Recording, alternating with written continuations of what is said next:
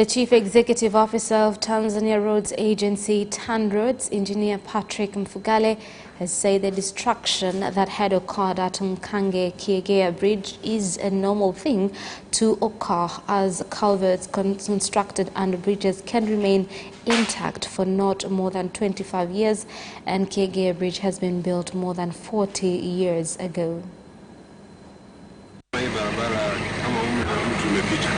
At the moment, we are redesigning the road so it can be rebuilt.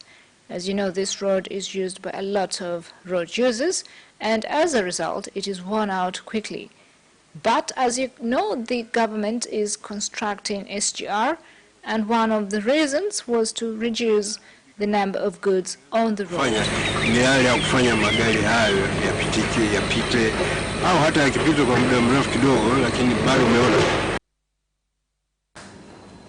Despite construction of the diversion at Kiegea allowing cargo vehicles to cross the Morogoro-Dodoma road, long queues have continued as only one side of the road was opened up to allow the vehicles to pass through.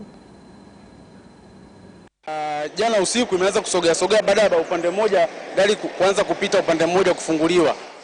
Vehicles started to move yesterday evening once one side was opened, but it is still very difficult. Tuwape pole wale ambao walipata changamoto, lakini kuna wengine wanamwambia Mungu asante. Ni pia kungekuwa na uhalifu ungesikia. If there was any criminal activities, you would have heard about it by now. Regional Peace and Security Body spent a lot of time here. Natoa kipaumbele hasa kwa mabasi. Mabasi yanapokuja. We are giving preference to buses because there are children and the sick on board.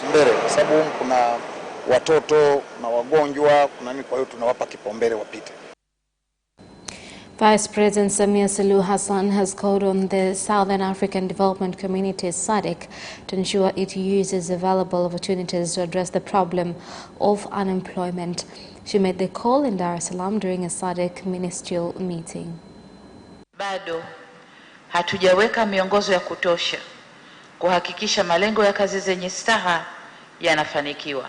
We have not put a clear directive yet to make sure objective set is met. Therefore, it is my hope and that of our respective governments that during this meeting, you will discuss and agree on practical directives to govern employment sector and employment.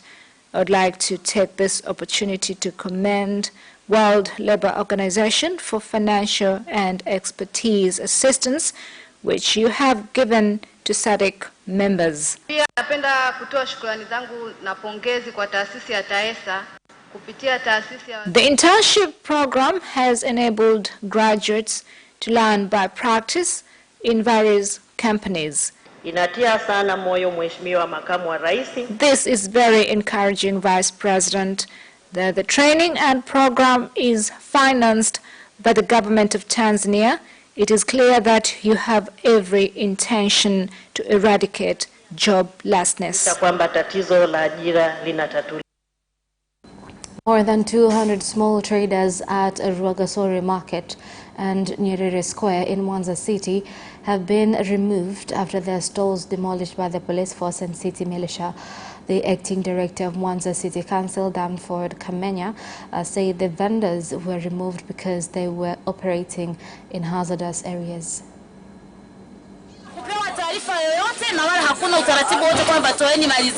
We were not told to remove our merchandise. What they have done has angered us immensely and has cost us a lot. But in other places, traders are allowed to trade. The use of a lot of force is unnecessary. Street hawkers are very understanding. We did remove some pieces of timber, but it is not true that property has been damaged. They claim that no notice was given. This is not true.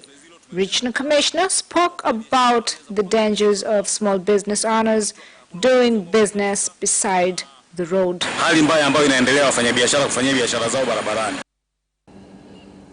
Arusha Urban MP Godbless Lema has been released after getting bail following his arrest 3 days ago by police, who said that he had been detained after it was reported that he had used seditious language at the funeral of Chadema member Alex Jones. Na tulipeleka maombi Mahakama Kuu ya Dodoma, Mahakama Kuu ya Tanzania.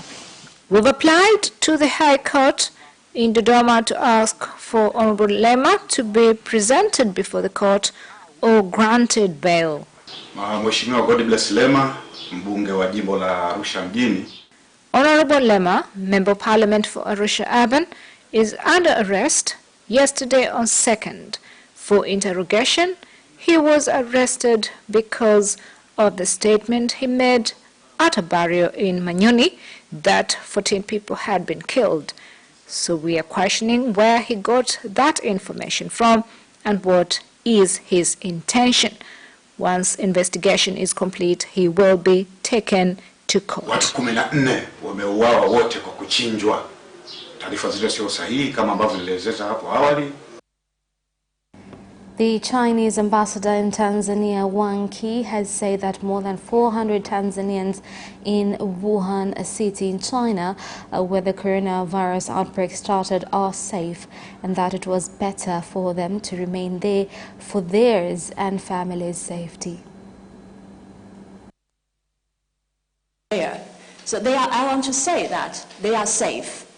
They are taken very good care of by their universities, and they have been provided the meals.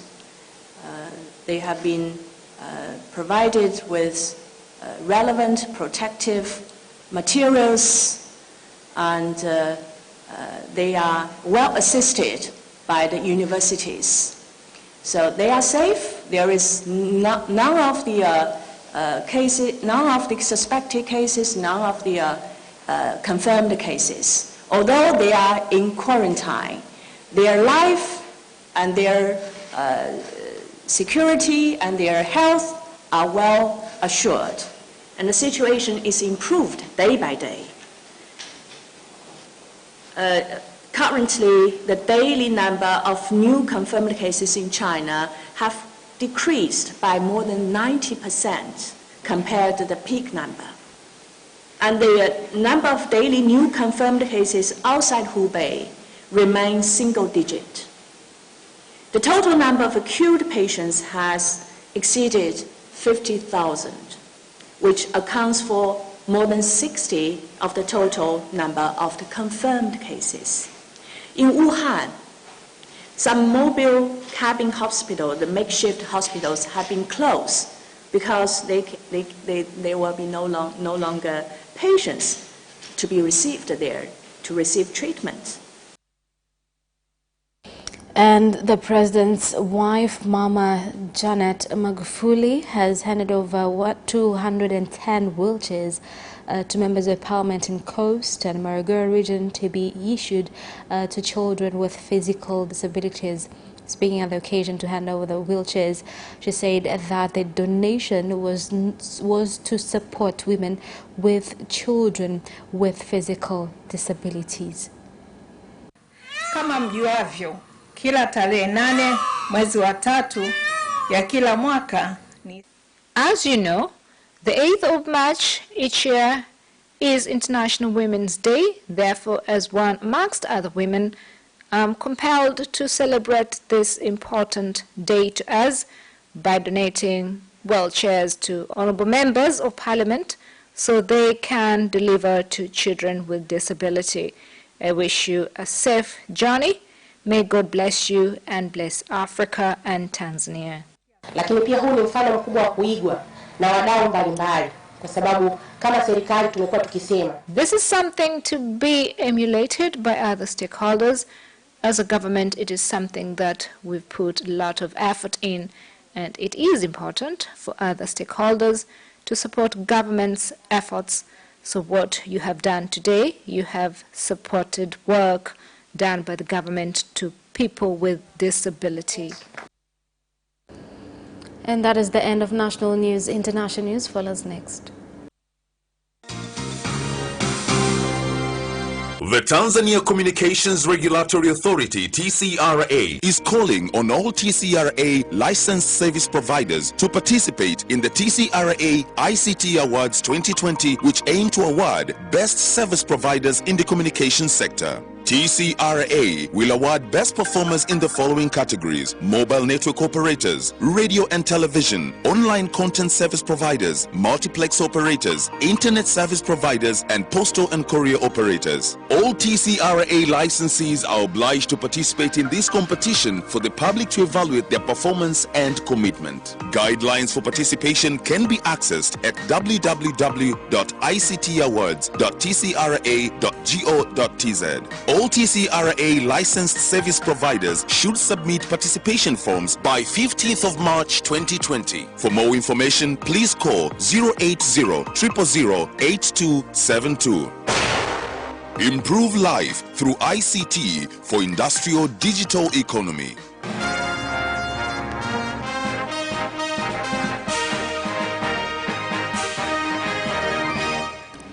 Welcome back, and in international news.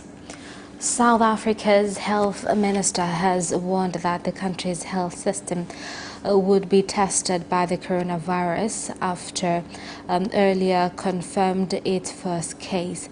Addressing lawmakers in Cape Town, Health Minister Zweli Mkhize said that South Africa was working with the WHO and other institutions to help diagnose the virus called COVID-19 across Africa.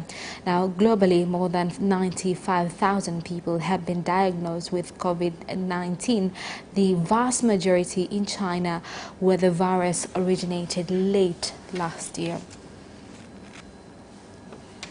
The government of Rwanda has set up cameras at Kanombe Airport in Kigali, which have the capacity to measure temperature without physical contact.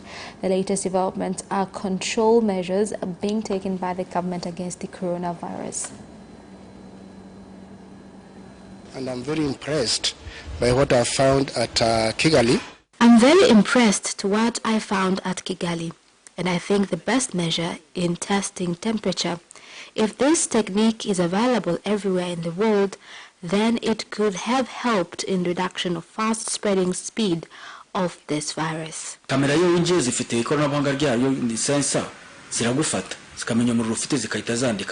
camera senses human being and immediately screams out temperature without getting closer to any person.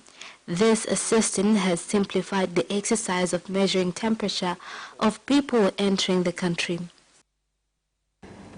And the government of Kenya has returned 385 million shillings, being part of the 2 billion shillings stolen funds, which had been allocated for youth services. The stolen money had been deposited at Kenya Commercial Bank, Equity Bank, Standard Chartered Bank, Diamond Trust Bank, and Cooperative Bank. And we've agreed together, as is envisaged in the Constitution under Section 157 and 159, on issues of diversion and alternative dispute resolutions. And in our attempt to find resolutions in some of the many corruption issues that we've been dealing with. We've therefore come in agreement with the banks, and a total of 385 million has been realized by us, and all this money will be deposited in the prosecution fund and will be restituted back to the various institutions or areas that money was lost in. A firm that we've entered, they have paid, and this money is going to be restituted back to the various areas that we felt that the monies were lost. And really, this is just the banks had failed to report suspicious transactions. They were not part and parcel of of the corruption crime or the graft crime itself. The government, through Uganda, through the Ministry of Agriculture and Livestock, has said that it does not have the sufficient chemicals to fight desert locusts, which have continued to spread in various parts of the northeast of the country. The chemical for ground spray is available, only the chemical for aerial spray.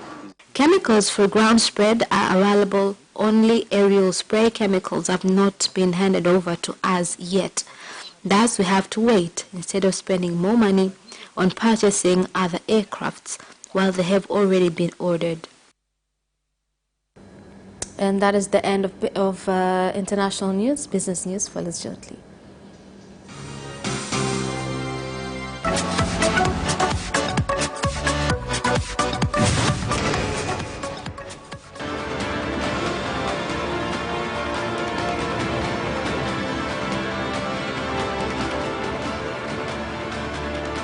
Watch Business Edition as we talk to business leaders and experts in sectors that are transforming Tanzania's economy. We believe that the driver is the customer. To change the mindset of traditional HR to the digitalization.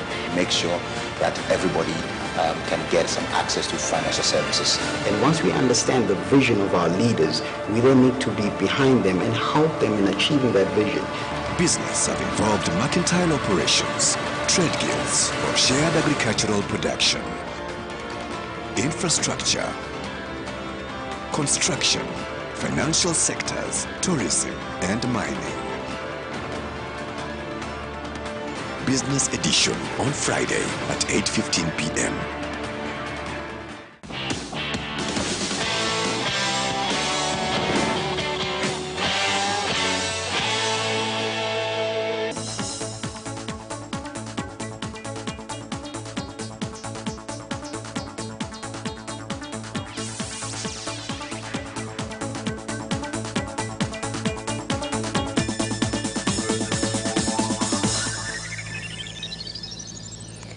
Welcome back, and in business news tonight.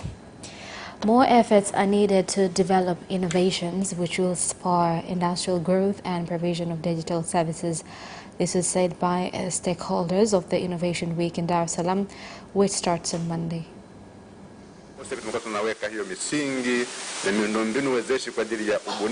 Right now, we are putting in place proper creativity measures, like introducing competitions, with the aim of reaching out to innovators so that they can continue giving their contribution to societies. Next week, we will be holding Innovation Week at Kisenga Hall. We would like to continue giving out support in the innovation sector with the aim of taking our nation to another level of reaching out to middle-income economy. The government has come up with a strategy that will ensure taxes on second-hand clothes imports are increased in order to protect local industries and increase national revenue.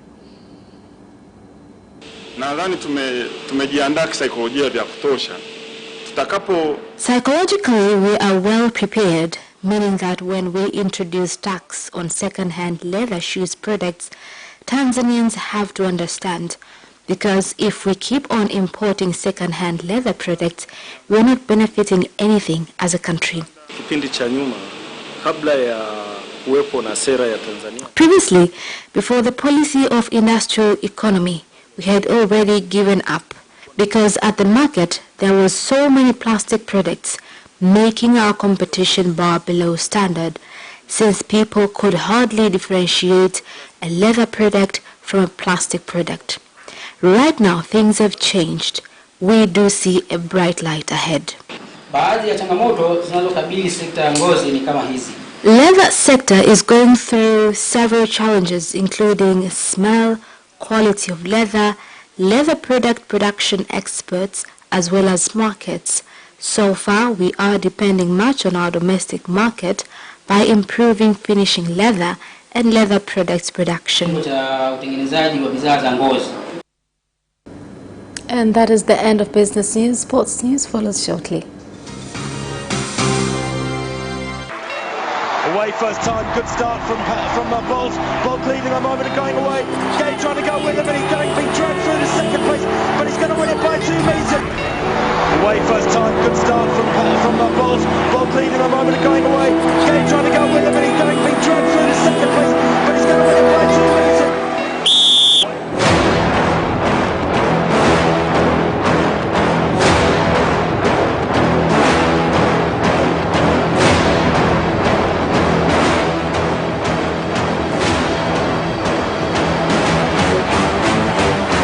Opposition, Joaquinho, he did lose to Len.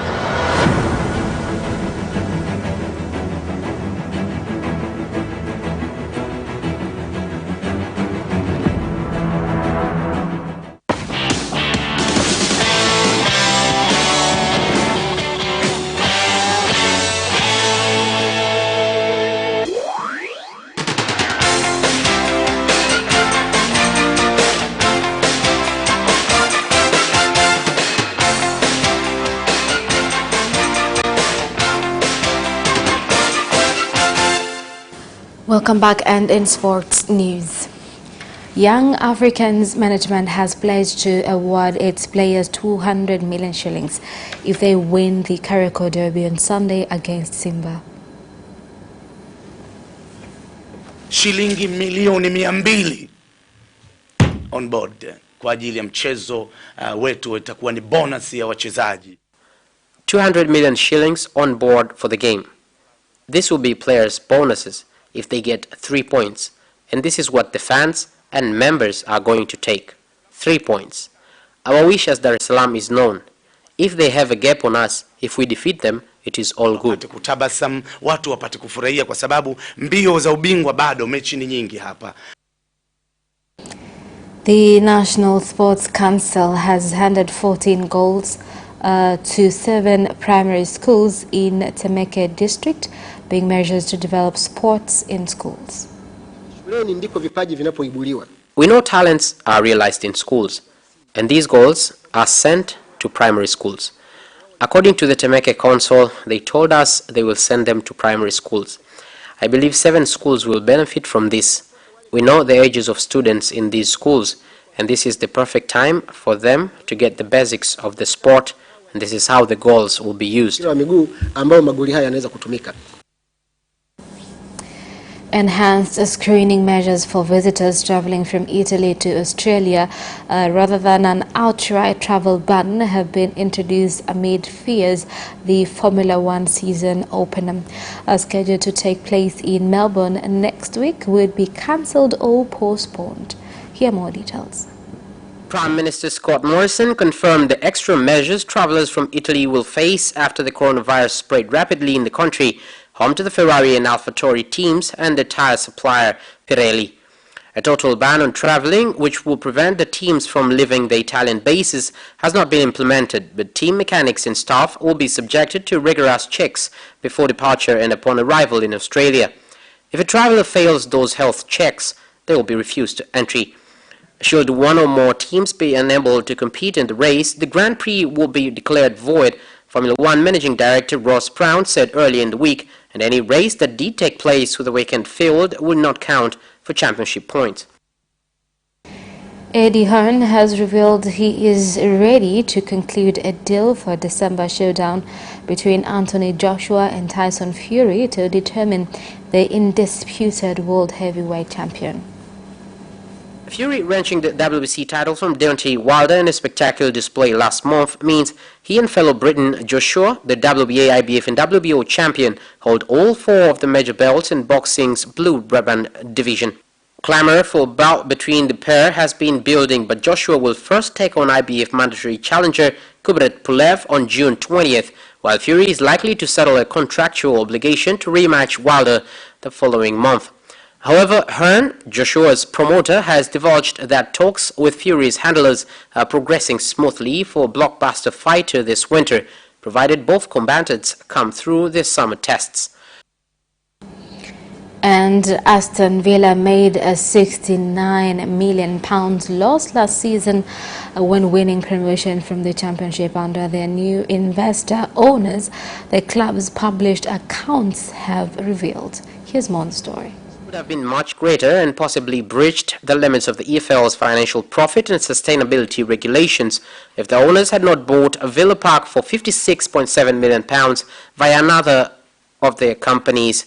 The accounts of the overall Villa holding company, Recon Group UK Limited, for the year 31st May 2019 record a £36 million profit on the sale of Villa Park, so without it, the club's loss could have been £105 million. The land registry record for the stadium notes the £56.7 million sale to NSWE Stadium Limited, owned by Villa's joint owners Nassif Sawaris and Wes Edens, was completed on 21st of May, just 10 days before the financial year end. And that sports item ends our news bulletin for tonight. My name is Khadija Zimbo. Thank you for watching and good night.